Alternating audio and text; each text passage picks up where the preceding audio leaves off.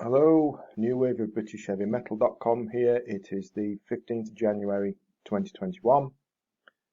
Before we get into it, if I may make the usual opening request for a favour, and that's if you would please subscribe to the channel. That'd be big help, really would.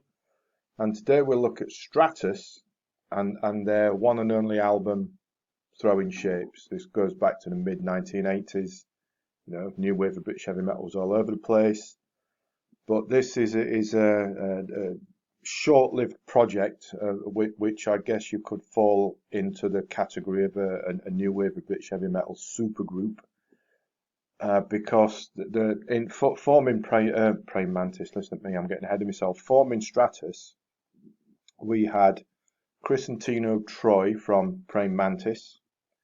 We had the late great Clive Burr, ex of Iron Maiden drummer. We also had Bernie Shaw on vocals, of course, Grand Prix, and he'd go on to join Uriah Heep, and he's been there ever since. And we also had Alan Nelson on keyboards.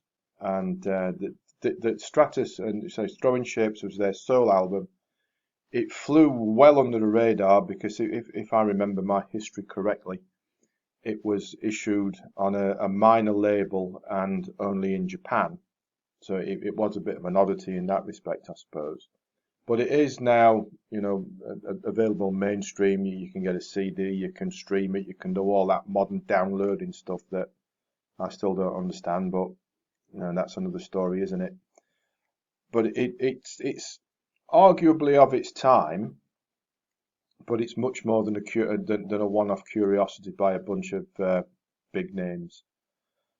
Stratus's style wasn't out and out new wave of British heavy metal as you might expect as you might have expected it to be given the names involved here.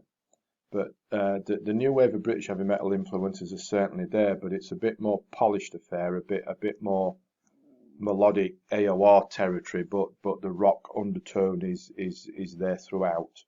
Check out, for example, Never Say No and the closing track So Tired, both really strong rockers. But the rest of it is still good,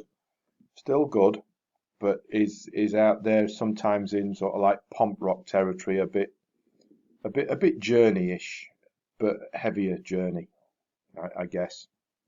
But Shaw is undeniably a world-class vocalist.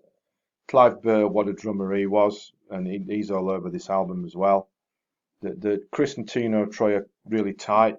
Right, perform it really well, and Alan Nelson's keys give it that bit of depth as well, and it really is enjoyable from start to finish. I must admit I bought it because I'm a long-time Uriah Heep fan, and it was more for the Bernie Shaw connection than anything else. But it really is a strong album from start to finish, but say not out and out new wave of British heavy metal, but still a good rock album all the same. And if you like Uriah Heep, Journey, Praying Mantis, Grand Prix, all that kind of stuff, this will be right up your street as well.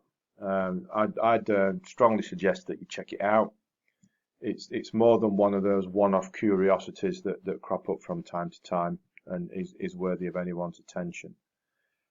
As always, if you would like to do that and check it out, there is a link to the album on Amazon underneath in the description. There's a link to the blog post on the website if you'd like to read that as well.